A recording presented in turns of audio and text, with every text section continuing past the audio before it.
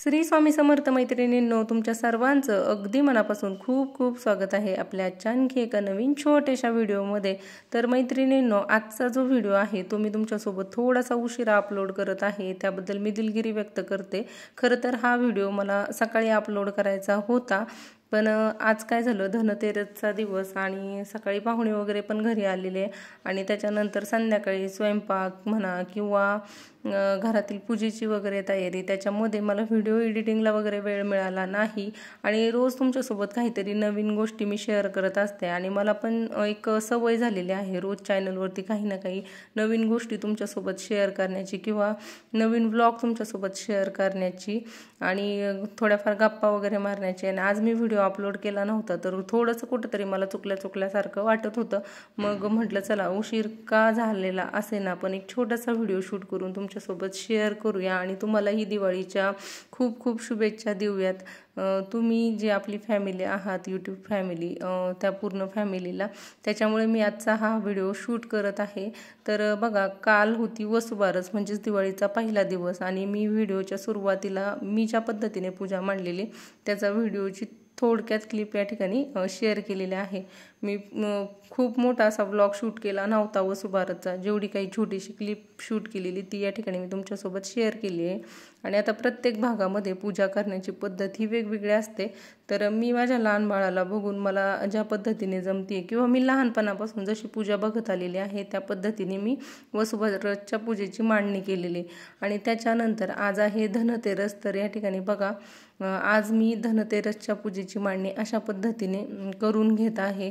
तर मी ज्या पद्धतीने लहानपणापासून बघत आलेली आहे पूजेची मांडणी, त्याच पद्धतीने मी या ठिकाणी धनतेरसच्या पूजेची मांडणी करून घेत आहे। तर धनतेरस आणि वसुबारस आपण का साजरी करतो, कुठल्या दिवशी साजरी करतो, याच्याबद्दलचे डिटेल व्हिडिओ मी चॅनलवरती अपलोड केलेले आहेत। त्याच्यामुळे मी आजच्या व्हिडिओमध्ये धनतेरसबद्दल किंवा वसुबारसबद्दल कुठलीही माहिती सांगणार नाहीये।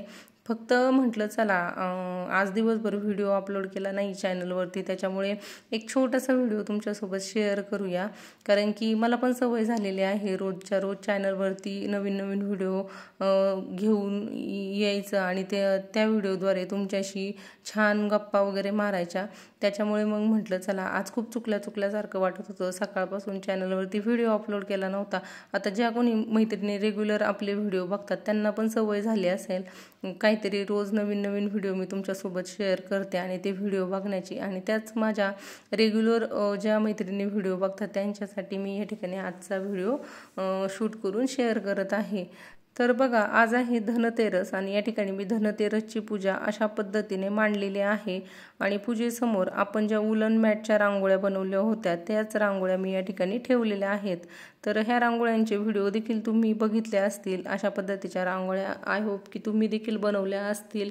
तर बघा, आता माझ्या घरामध्ये 1.5 वर्षाचं लहान बाळ आहे, 5.5 वर्षाचा लहान मुलगा आहे। त्यांना बघून ज्यावेळेस मी ह्या पूजेची मांडणी वगैरे केली त्यावेळेस पुढे रांगोळी वगैरे ज्यावेळेस मला काढायची होती त्यावेळेस बाळ वगैरे रडत होतं आणि अशा वेळेस ह्या रांगोळ्या खरंच खूप युजफुल ठरतात ज्यावेळेस घाई गडबड असते। जसं की मी प्रत्येक व्हिडिओमध्ये म्हणत असते, घरात जर लहान मुलं असतील किंवा आपण ऑफिसला वगैरे जात असू आणि ऑफिसमधून आल्यानंतर पूजेची मांडणी केल्यानंतर परत आपल्याला स्वयंपाक वगैरे करायचा असतो आणि कधी मग रांगोळी काढायला वेळ मिळत नाही। मग अशा वेळेस ह्या रेडीमेड रांगोळ्या आपल्याला झटकीपट व्यवस्थित पूजेपुढे ठेवता येतात आणि त्याच्यामुळे पूजेला पण एक छान वेगळाच लुक येतो, घरामध्ये पण एक प्रसन्न वातावरण निर्माण होतं। आणि या उलट जर आपल्याकडे वेळ असेल तर आपण ज्या पहिल्यापासून पारंपरिक रांगोळ्या काढत आलेलो आहोत त्या रांगोळ्या काढल्या तरी यापेक्षाही सुंदरच वाटतं। तर दारासमोर मी आपली रेग्युलर जी रांगोळी असते त्याच रांगोळीने रांगोळी वगैरे काढलेली, लक्ष्मीची पावलं वगैरे काढलेली, पण इकडे पूजेसमोर मी अशा पद्धतीची रांगोळी ठेवलेली कारण की बाळ खूप लहान आहे आणि ती रांगोळी वगैरे पुसते आणि ज्यावेळेस मी रांगोळी वगैरे काढायला घेते त्यावेळेस मग ती पण कलर वगैरे घेते आणि रांगोळी काढत असते। त्याच्यामुळे मग मी फक्त दारासमोर आपली जी साधी रांगोळी असते त्या रांगोळी काढली आणि त्याच्यानंतर घरामध्ये पूजेसमोर ही रेडीमेड रांगोळी ठेवलेली आहे। तर जे कोणी व्ह्यूअर्स आपला हा व्हिडिओ पहिल्यांदा बघत असतील आणि त्यांना अशा पद्धतीच्या रांगोळ्या बनवायच्या असतील तर त्याचे डिटेलमध्ये व्हिडिओ मी चॅनलवरती अपलोड केलेले आहे, तिथे तुम्ही जाऊन बघू शकता। तर दरवर्षी मी ज्या पद्धतीने धनतेरसची पूजा करते त्या पद्धतीनेच अगदी मला यावर्षी पूजा करता आली नाही, कारण की मी बाळाला बघून या ठिकाणी पूजेची मांडणी केलेली आहे। पण मी प्रयत्न केलेला आहे दरवर्षीप्रमाणेच पूजेची मांडणी करण्याचा।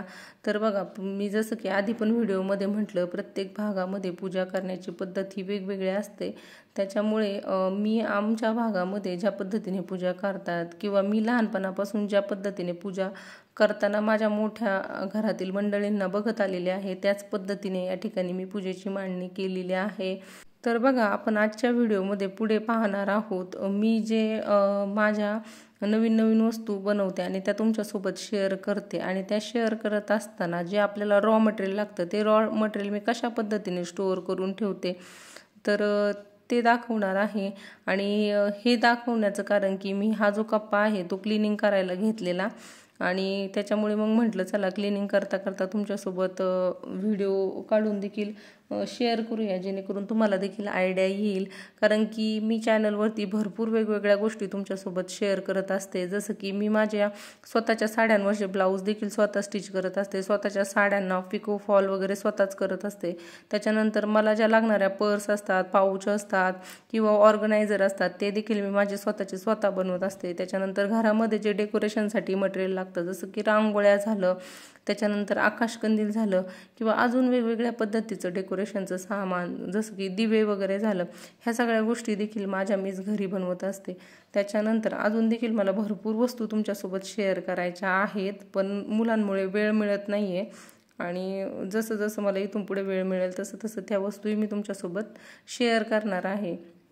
तर बघा, हे जे मटेरियल आत्ता मी तुमच्यासोबत शेअर केलं ते मी पसारा आवरून झाल्यानंतर थोडासा व्हिडिओ शूट केलेला तो शेअर केलेला, आणि पसारा आवरण्यापूर्वी बघू शकता तो जो कप्पा आहे त्या कप्प्यामध्ये कसा सगळीकडे पसारा पडलेला। एवढा पसारा होण्याचं कारण की ज्यावेळेस मी नवीन वस्तू तुमच्यासोबत शेअर करत असते त्यावेळेस लहान मुलांना बघत शेअर करत असते। जसं की आता जे रेग्युलर व्हिडिओ बघतात त्यांना माहीतच आहे, माझं बाळ 1.5 वर्षाचं आहे, आणि मग मी तिला बघत ह्या नवीन वस्तू बनवत असते, त्या तुमच्यासोबत शेअर करत असते।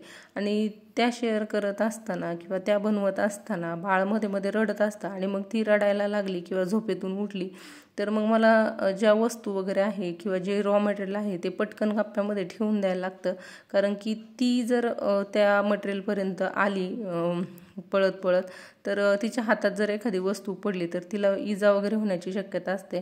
त्याच्यामुळे मग मी काय करते, ती झोपेतून उठल्यानंतर तिचा आवाज आला की पटकन सगळं सामान भरते आणि कप्प्यामध्ये टाकून देते, जेणेकरून तिच्या हाती कुठली वस्तू लागणार नाही। आणि त्यामुळे काय होतं, कप्पा माझा कितीही आवरला तरी सारखा मेसी होतो, आणि तो मी 2-3 दिवसा मिळून सारखा परत क्लीन करत असते। तर ह्या सगळ्या गोष्टी सांगण्यामागचं कारण की ज्यावेळेस आपल्या घरामध्ये लहान मुलं असतात त्यावेळेस आपल्याला असं वाटतं की आपण काहीच करू शकत नाही, लहान मुलं आहेत, मग लहान मुलांना बघून कसं काय आपण कुठली गोष्ट बनवू शकतो किंवा कुठलं काम करू शकतो। तर असं काही नाही आहे, आपण जर व्यवस्थित सगळ्या गोष्टी मॅनेज केल्या तर कुठलीही गोष्ट अशक्य नाही। आता माझ्या घरामध्ये 1.5 वर्षाचं बाळ आहे आणि एक 5.5 वर्षाचा मुलगा आहे, तरी देखील त्यांना बघून मी रोज नवीन कुठली ना कुठली गोष्ट बनवत असते। असं नाही की फक्त ह्याच वस्तू बनवत असते, याच्या व्यतिरिक्तही भरपूर नवीन गोष्टी मी शिकत असते, जसं की माझ्या फील्डशी रिलेटेड झालं किंवा अजूनही वेगवेगळ्या गोष्टी, म्हणजे 24 तास पण मला कधी कमीच पडतात। तर या ठिकाणी मी माझा मोठापणा सांगत नाही आहे, पण मी ह्या सगळ्या गोष्टी यासाठी सांगते की ज्यांच्या घरात खरंच लहान मुलं आहेत आणि त्या मैत्रिणींना वाटते की नाही, लहान मुलांमुळे आपण काहीच करू शकत नाही, लहान मुलं घरात आहेत त्याच्यामुळे आपल्याला काहीच करता येत नाही, तर असं काही नाही आहे। जर आपण व्यवस्थित वेळेचं नियोजन केलं आणि खरंच आपल्याला मनातून इच्छा असली की मला खरंच काहीतरी करायचं आहे, करून दाखवायचं आहे, तर आपण नक्कीच काही ना काही करू शकतो। तर बघा मैत्रिणींनो, ज्या मैत्रिणी माझे व्हिडिओ खूप पहिल्यापासून बघत आहेत त्या मला ओळखतात, पण मी काही तुम्हाला बघितलेलं नाही आहे। जरी माझ्या ओळखीच्या मैत्रिणी माझे व्हिडिओ बघत असल्या तरी देखील मला माहीत नाही की त्या माझ्या ओळखीच्या आहेत किंवा मी त्यांना ओळखते, कारण की तुम्ही मला बघू शकता पण मी तुम्हाला बघू शकत नाही। पण तरी देखील मी तुम्हाला माझ्या अगदी जवळच्या मैत्रिणी मानते आणि मी माझ्या मनातल्या प्रत्येक गोष्टी तुमच्यासोबत शेअर करते, ज्या की मी माझ्या रेग्युलर लाईफमध्ये वापरत असते. आणि त्या गोष्टींचा वापर करून रोज मी लहान मुलांना बघून काहीतरी नवीन नवीन गोष्टी बनवत असते, काहीतरी नवीन नवीन करत असते, माझे अनुभव तुमच्यासोबत शेअर करत असते. आणि ह्या सगळ्या गोष्टी शेअर करत असताना नकळत जर माझ्याकडून कुणाचं मन दुखावलं जात असेल तर त्याबद्दल मी खरंच दिलगिरी व्यक्त करते. पण ज्या मैत्रिणी लहान मुलांना सांभाळून देखील भरपूर काय काय करतात किंवा ऑफिसला जातात, त्या मैत्रिणींसाठी मी ह्या सगळ्या गोष्टी तळमळीनं सांगत नसते. त्यांनी थोडंसं ते इग्नोर करा. पण या उलट अशा काही मैत्रिणी आहेत की त्या मैत्रिणींच्या घरामध्ये लहान लहान मुलं आहेत आणि त्या मैत्रिणींना वाटतं की लहान मुलांमुळे आपण काहीच करू शकत नाही, मुलांमुळे आपल्याला काहीच करता येत नाही, मुलं काहीच करून देत नाही. तर त्या मैत्रिणींसाठी मी अगदी तळमळीने सांगत असते की असं काही नाही आहे की मुलांमुळे आपण हे नाही करू शकत, ते नाही करू शकत. जर आपल्याला खरंच काहीतरी करण्याची आवड असेल, काहीतरी करण्याची जिद्द असेल आणि काहीतरी करून दाखवायचं आहे किंवा काहीतरी आपली स्वप्न आहेत, ती स्वप्न पूर्ण करायची आहेत, तर अशा वेळेस आपण कुठलीही कारणं देत नाहीत. त्या कारणांवरती मात करत किंवा वेळ मिळत नाही आहे ह्या गोष्टी सांगण्यापेक्षा आपण वेळ कसा काढता येईल याकडे लक्ष देऊन वेळेचं योग्य नियोजन करून दिवसातील थोडा तरी वेळ आपण आपल्यासाठी काढला पाहिजे. नवीन नवीन गोष्टी शिकल्या पाहिजे, त्या केल्या पाहिजेत आणि आपल्या पायावरती उभं राहण्याचा प्रयत्न केला पाहिजे असं मला वाटतं. आपल्याला कुणीही घरातलं म्हणत नाही की तुम्ही बाहेर जा, कमवा किंवा हे केलंच पाहिजे. लहान मुलांना सांभाळून आपण घरातली एवढी सगळी कामं करत असतो, त्यातच ते खुश असतात. पण तरी देखील जर आपल्याला एक तळमळ असते की नाही आपण काहीतरी केलं पाहिजे. कारण बघा आता समजा माझं जर उदाहरण द्यायचं झालं तर मला पहिल्यापासून कधीच असं रिकामं बसायला आवडत नाही. मला नेहमी काही ना काही कामं करत राहायला आवडतं आणि त्याच्यामुळे आता जरी लहान मुलं असली तरी पण मला ते रिकामं बसवलंच जात नाही. असं नाही की मी रिकामी बसलेले असते, मला घरातली पण कामं असतात, मुलांना सांभाळायचं असतं, मुलांना स्कूलला नेऊन घालायचं असतं, स्कूलमधून घेऊन यायचं असतं, त्यांचा स्टडी घ्यायचा असतो, घरातली कामं असतात, कपडे धुणं, भांडी घासणं, फरशी पुसणं, स्वयंपाक करणं, घरातली जी एका गृहिणीची कामं असतात ती सगळी कामं असतात. प्लस मग मी जसं आधी सांगितलं व्हिडिओमध्ये मुलांना स्कूलला नेऊन घालणं, आणणं वगैरे ती सगळी कामं असतात. त्याच्यानंतर मुलांचा वेळ द्यायचा असतो, त्यांना गार्डनला न्यायचं असतं, आरतीला न्यायचं असतं, रोज हरिपाठाला न्यायचं असतं. मी जास्त वेळ तर गार्डनला असते, मुलांना घेऊन हरिपाठाला असते, आरतीला असते. तरी देखील एवढं सगळं घरातली कामं करून मुलांचं बघून देखील मी स्वतःसाठी वेळ काढते.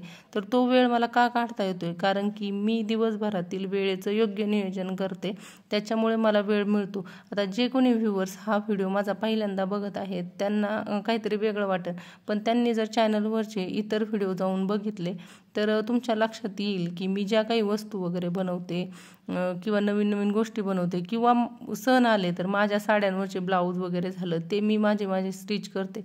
तर मला कुणीही म्हणत नाही की तुझे ब्लाऊज तू स्टिच कर. मी जरी बाहेर टाकले तरी मला कुणी काहीही म्हणणार नाही आहे तू का बाहेर टाकले. पण मला असं वाटतं आपल्या प्रत्येक गोष्ट आपल्याला आपल्या दैनंदिन जीवनामध्ये ज्या गोष्टी लागतात आणि त्या आपण बाहेरून विकत आणतो किंवा बाहेर स्टिच करायला टाकतो, ती प्रत्येक गोष्ट आपल्याला करता आली पाहिजे.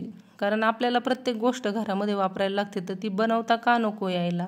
असाच विचार मी करते आणि मला पण आवड आहे, त्याच्यामुळे मी प्रत्येक गोष्ट माझ्यासाठी बनवत असते. लहान बाळाच्या गोधडीपासून झाली प्रत्येक गोष्ट मी घरच्या घरी बनवत असते. तर ह्या सगळ्या गोष्टी ज्या मी तुमच्यासोबत आता शेअर करत आहे त्या दैनंदिन जीवनामध्ये आपल्याला ज्या गोष्टी लागतात त्याबद्दलच बोलत आहे.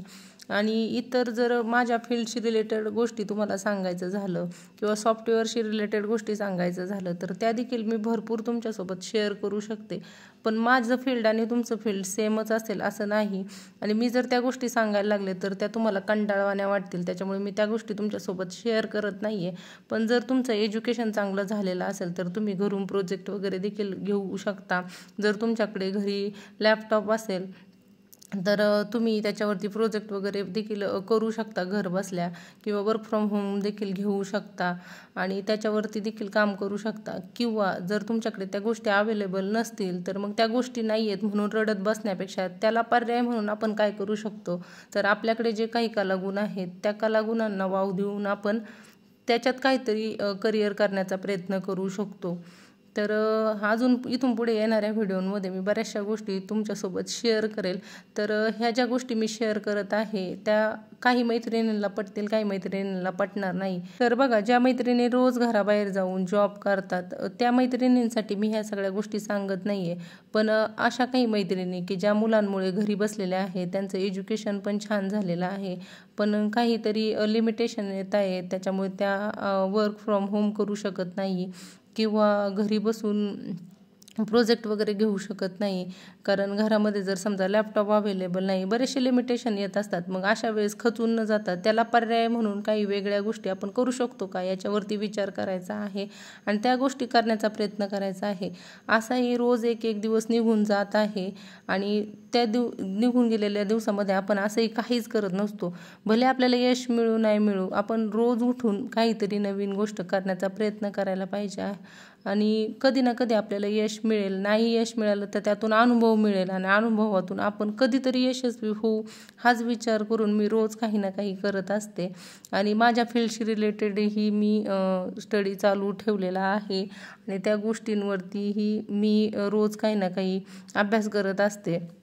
असं नाही की मी फक्त ह्या घरगुती गोष्टींमध्येच अडकलेले आहे, कारण आपलं जे एज्युकेशन आहे ते पण विसरून चालणार नाही. आपल्याला त्याच्यामध्ये देखील पुढे जाऊन करिअर करायचं आहे किंवा आत्ता देखील ह्या गोष्टी आपण आवडीनिवडी जपत असताना त्या गोष्टी देखील आपल्याला चालू ठेवायच्या आहेत. पण आता त्या गोष्टींवर जास्त बोलत नाही, कारण तुमचं माझं फील्ड वेगळं आहे त्यामुळे. तर बघा मैत्रिणींनो, बोलण्यासारखं, गप्पा मारण्यासारख्या भरपूर गोष्टी आहेत, भरपूर अनुभव आहेत शेअर करण्यासारखे.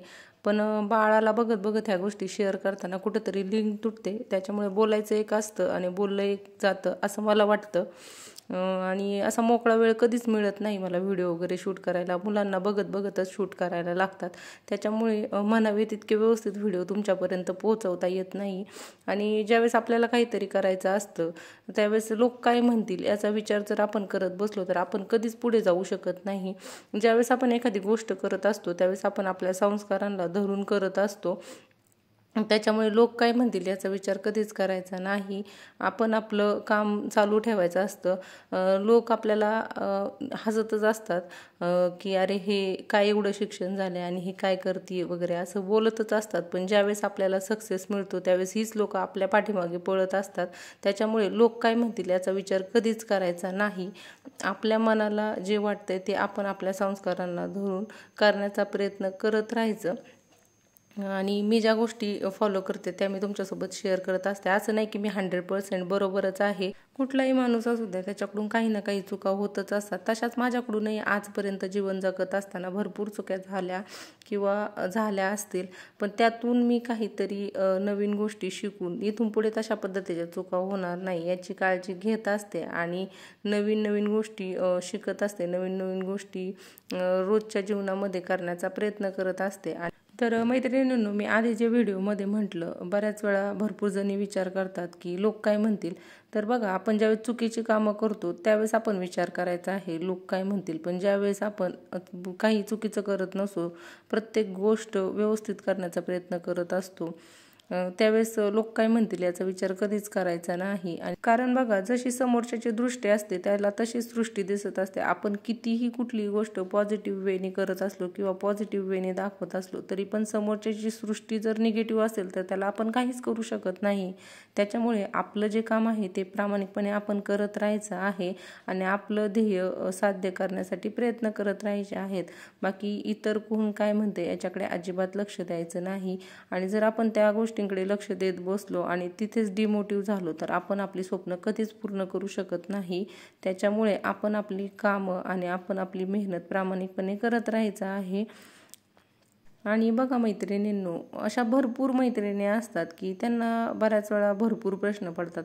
हे असं बोललं, ते तसं बोललं, हा मला असंच का बोलला, तो मला तसंच का बोलला. तर हे जे प्रश्न का पडतात ते सांगू, कारण की आपण काय करतो, आपला जो अमूल्य वेळ असतो तो जो वेळ आहे तो चांगल्या कामासाठी गुंतवत नाही किंवा त्या वेळेमध्ये आपण काहीतरी नवीन गोष्टी शिकत नाही किंवा नवीन गोष्टी करत नाही. तो वेळ आपण तसाच मोकळा ठेवतो आणि त्या मोकळ्या वेळेमध्ये मग आपल्याला असे प्रश्न पडतात, हा मला असा बोलला, तो मला तसं बोलला, तो मला असाच का बोलला, आणि त्याच्यामुळे मग आपल्याला टेन्शन येतं, आपण डिप्रेशनमध्ये जातो. त्याच्यामुळे आपण स्वतःला भरपूर बिझी ठेवायचं आहे, नवीन नवीन गोष्टी शिकायच्या आहेत, नवीन नवीन गोष्टी करायच्या आहेत. त्याच्यामुळे होतं असं की आपल्या ज्ञानामध्ये अजून भर पडते, आपण भरपूर गोष्टी शिकत असतो, आपला कॉन्फिडन्स वाढत असतो आणि मग आपल्यालाही फरक पडत नाही कोण मागे आपल्या काय बोलते. तर हे मी माझा अनुभव नाही सांगते. मी ज्यावेळेस बसमध्ये कुठे मुलांना हॉस्पिटलला वगैरे घेऊन जात असते, त्यावेळेस आजूबाजूला जर काही मैत्रिणी बसलेल्या असतील आणि त्यांच्यासोबत ओळख झाली आणि त्या मग त्यांचा अनुभव ज्यावेळेस शेअर करत असतात, त्यावेळेस त्यांच्या अनुभवावरून मी सांगते की बऱ्याच मैत्रिणींना असे प्रश्न पडतात डेली लाईफमध्ये की हा मला असं बोलला, तो मला तसं बोलला. ज्यावेळेस आपण आपल्या कामाकडे लक्ष देतो, आपल्या कामाशी काम ठेवतो, आपण आपल्या ध्येयाकडे लक्ष देतो, त्यावेळेस आपल्याला ह्या छोट्या छोट्या क्षुल्लक गोष्टींकडे लक्ष देण्यासाठी अजिबातच वेळ मिळत नाही. पण ज्यावेळेस आपलं डोकं रिकामं असतं ना, त्यावेळेस आपल्याला असे प्रश्न पडतात, असं मला वाटतं. हे माझं मत झालं. आता प्रत्येकीला पटेलच असं नाही, पण ज्यावेळेस तुम्ही स्वतःला बिझी ठेवाल तर बघा, तुम्हाला जर असे प्रश्न पडत असेल किंवा टेन्शन येत असेल, डिप्रेशन येत असेल कोणाचं कुठल्या गोष्टीचं, तर ते अजिबात येणार नाही जर तुम्ही स्वतःला बिझी ठेवलं तर हे सगळ्या मैत्रिणींना लागू होत नाही. ज्या मैत्रिणींना छोट्या छोट्या गोष्टींचं टेन्शन येतं, छोट्या छोट्या गोष्टींवरून त्या डिप्रेशनमध्ये जातात, त्या मैत्रिणींसाठी मी फक्त ह्या गोष्टी सांगत आहे.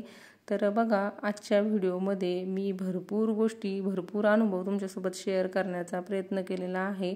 मला माहीत आहे बाळाला बघून मी ह्या गोष्टी शेअर करत असताना कुठंतरी माझी मध्येच लिंक तुटत होती, त्याच्यामुळे टॉपिक असा मला व्यवस्थित कंटिन्यू करता आला नाही.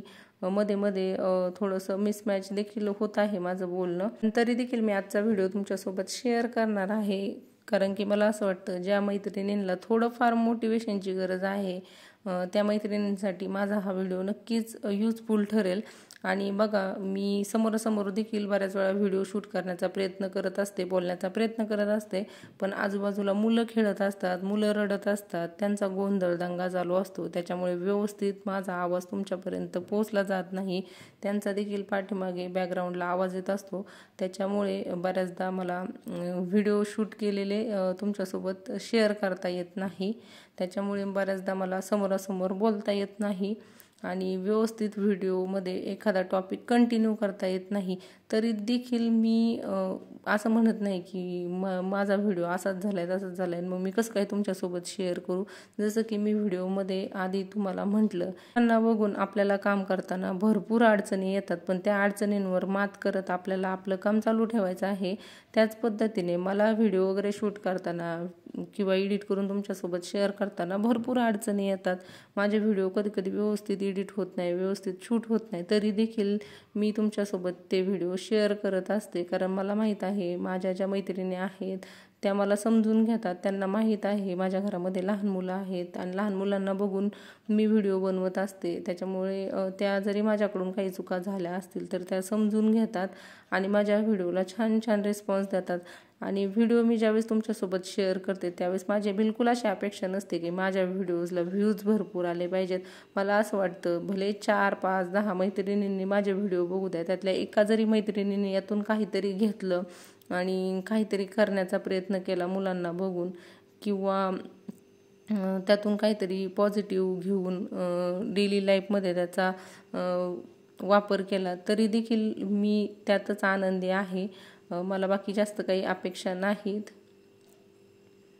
खरं तर आज मी व्हिडिओ शेअर करणार नव्हते, पण दररोज सवय झालेली आहे चॅनलवरती नवीन व्हिडिओ अपलोड करायची, नवीन नवीन वस्तू, नवीन नवीन गोष्टी तुमच्यासोबत शेअर करायची, किंवा रोज काही ना काही गोष्टी शेअर करत असताना माझे अनुभव तुमच्यासोबत शेअर करायचे. पण आज म्हटलं चला गप्पा मारूयात, कारण की आपला जो हा चॅनल आहे तो फक्त क्रिएटिव्हिटीचा चॅनल नाही आहे, माझा व्लॉग चॅनल आहे आणि या चॅनलवरती मी माझा अनुभव वगैरे देखील शेअर करत असते. आणि ज्यांच्या घरात लहान लहान मुलं आहेत त्या मैत्रिणींना लहान मुलांना बघून काय करता येईल ह्या गोष्टी देखील बऱ्याचदा सांगण्याचा प्रयत्न करत असते, जेणेकरून त्यांना माझे व्हिडिओ बघून थोडंफार का होईना मोटिवेशन मिळेल. तर मैत्रिणींना आजचा जो आपला व्हिडिओ आहे तो अगदी शेवटपर्यंत बघितल्याबद्दल तुमची मनापासून खूप खूप आभारी आहे. भेटू पुढच्या एका नवीन व्हिडिओमध्ये.